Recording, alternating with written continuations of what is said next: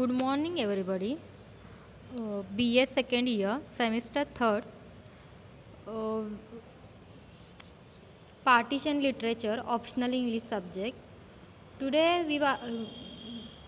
in our previous lecture, we also learned about the Train to Pakistan by Khushwant Singh in 1956. So, there is a in our previous lecture we also learned this novel's summary and author's introduction and the list of the characters, and today we will going to learn the themes of the novel. So first theme is the first is a morality. The characters of Train to Pakistan grapple with questions of morality throughout the novel. Early in the novel, Meet Singh argues that because Europeans don't care much for religion, they have no morals. Clearly, he sees a direct link between religion and morality, but ironically, he would have no qualms lying on Jugga's behalf if Jugga murdered someone from another village. This is just one example of morality's shaky status in the novel.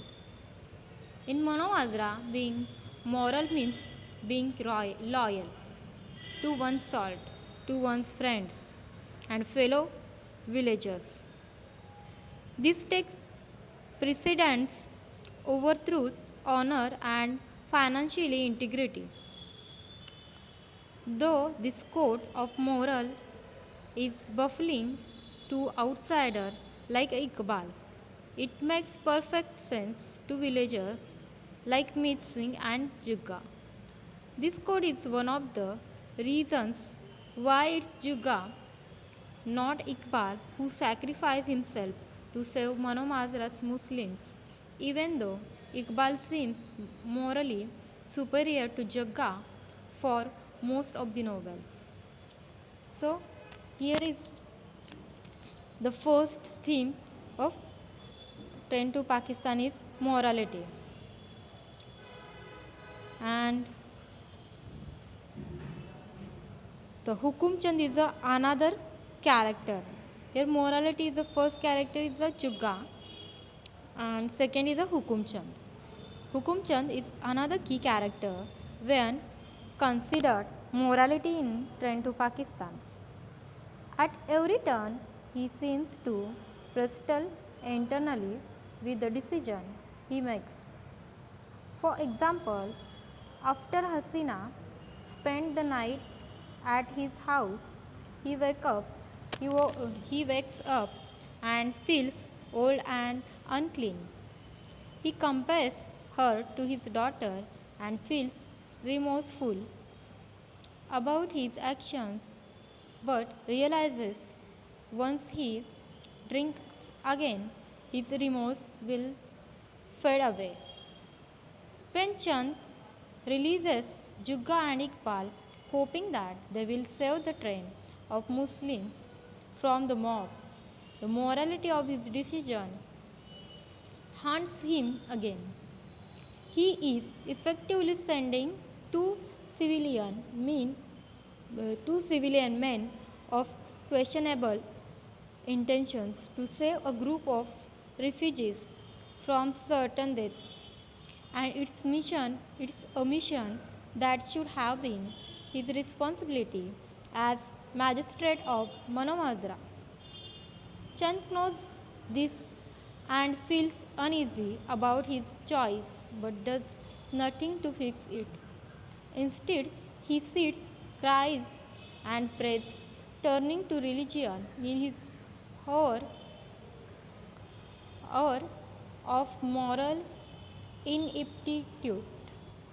So, here is the two characters the shows the morality theme. First one is the Jugga and second is the Hukum Chand. Second theme is religion persecution. Religious persecution is one of the driving forces in trend to Pakistan and in the partition of India as a whole. The partition of India was the division of Muslim Pakistan from Sikh India. With this division, approximately 10 million people were suddenly in the wrong country, and people who had lived together for generations in the same villages become enemies overnight. Muslims feeling India met rape, pillaging, and death, and Sikh fleeing Pakistan faced the same adversities. Though the differences between the religions are mentioned briefly in the novel, most of the strife between the two groups stems from acts of violence, both past and present. Each commits against the other. Singh never discusses in the novel what caused the political climate and violence between Sikh and Muslim, or even what precipitated a need for the partition in the first place. All we know are the various prejudices various characters harbor against members of the opposite religion. For example, a young Sikh man from Monomazra accuses Monomazra's Muslims of stealing their salt for generations. These words suggest that some Sikh view Muslims as intruders and as a freeloader. Meanwhile, some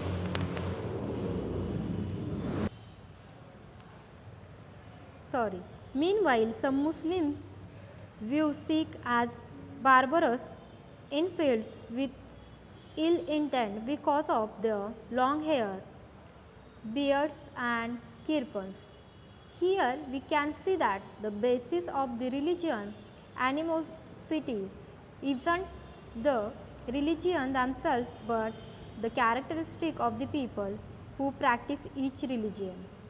Though Sikh and Muslims have been able to bear with this characteristic for generations, by the start of train to Pakistan, this is no longer true. Third one theme is a mob rule. During the partition of India, a power vacuum occurred as the newly created Indian and Pakistani governments struggled to establish and maintain control. In this vacuum, Sikh and Muslim villages are pillaged and looted, and people from both religion are attacked, raped, and murdered. As a result,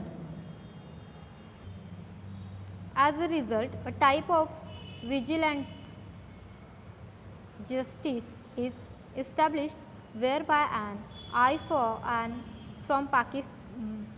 eye for an eye is the primary mantra. For example, in retaliations for a train of dead Sikhs being sent from Pakistan, the leader of Sikhs mob devises a plot to send a train of dead Muslims back. Though the Sikhs of Monomazra love their Muslim neighbors, the mob leader's propaganda compels them to abandon their own morals and join the murderers' plot. According to the mob leader, the purpose of pillaging and killing Muslims is to teach the other side and stop the violence altogether.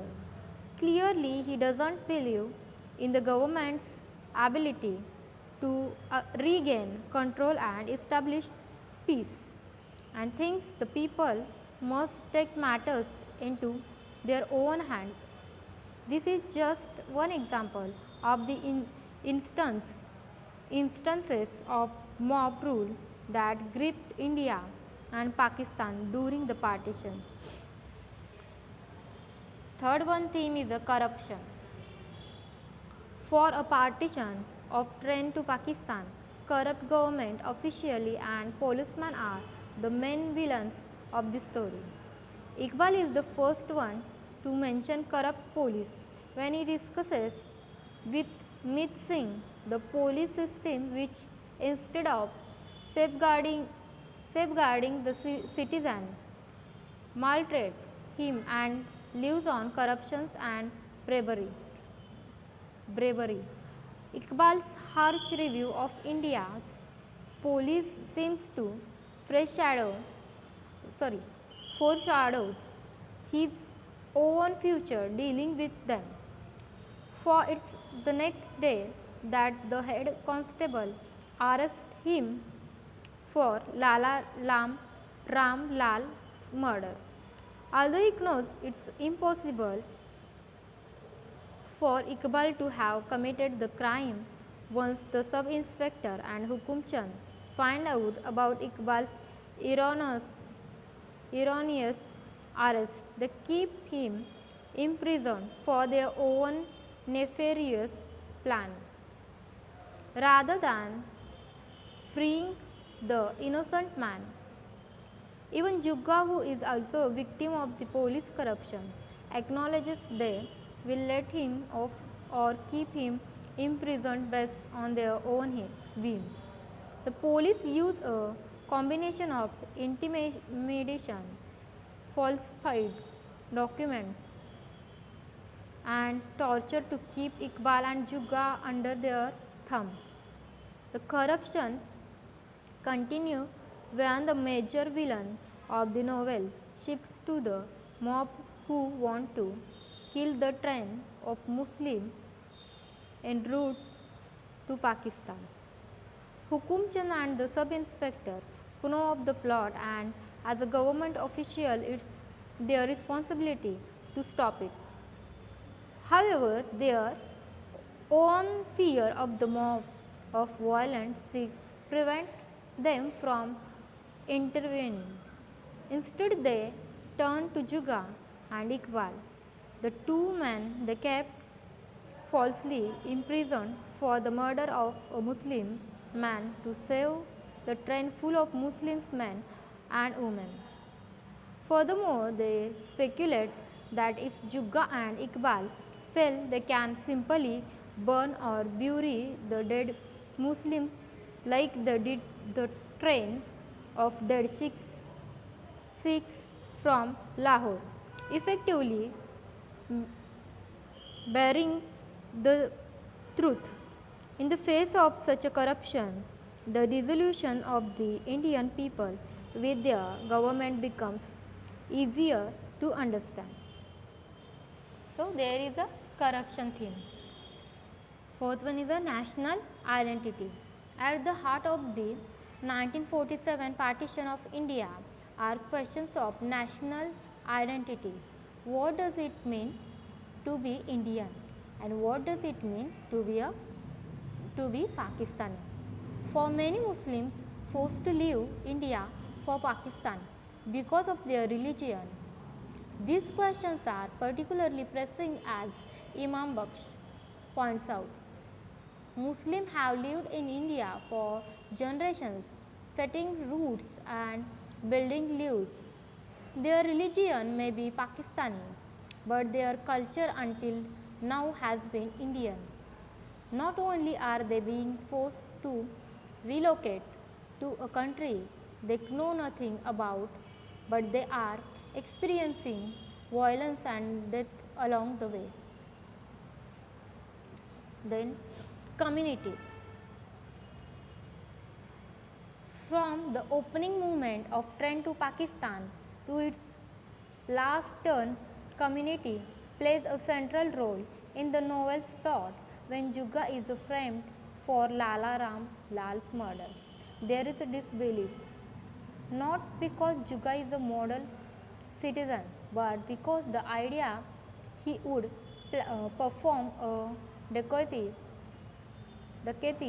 in his own village is shocking. Monomazra, like many other Indian towns, has a strict code of ethics when it comes to community and one's neighbors. The problem with the nation that Jugga murdered Lala Ram Lal isn't the act of the murder itself, but the person Jugga supposedly murdered. Had Jugga murdered someone from another village, the priest of Manamazra himself would have gladly sworn on the Sikh holy book that Jugga had been praying in the Gurudwara at the time of the murder. But because Lal was a member of the community, Jugga is condemned. But it is Jugga who proves his sense of community and devotion to his neighbors at the novel's denouement. At first, it seems all members of Manavadra lived by their community creed. When the head constable announces that the Manamazra's Muslims need to leave, the Sikh villagers protest, saying we could never say anything like that to our tenants any more than we could tell our sons to get out of our homes. Though there are religious differences, loyalty to a fellow villagers is supposed to take precedence. However, despite this early posturing of Manamazra Sikhs, when their Muslim neighbors are targeted by a violent mob, it is only Jugga who gives his life to save them. Then next theme is a displacement. We also study about the displacement. The central to the partition of India is the displacement of 10 million Indians and Pakistan in the year 1947. Singh paints a grim picture of this movement and subsequent displacement in the opening pages of Train to Pakistan. He describes the situation throughout the four corners of India and Pakistan, but then asserts that Manamazra was one of the few remaining vows of peace. Immediately, the reader wonders for how much longer Manamazra will be safe from the chaos rampant in the rest of the country. Even the government official wondered about Manamazra's fate and how much longer its villagers will remain ignorant of the events in the outside world. The answer is not long when a train of dead Sikhs murdered as they tried to escape from Pakistan rolls into town. Tragically, as the train and the stories of mass rape, looting, and violence can attest, the displacement of Sikhs and Muslims during the partition was far from peaceful. So here is we study about the themes of the Train to Pakistan novel: morality, religious persecution, mob rule, corruptions, national identity, community, and displacement. Thank you.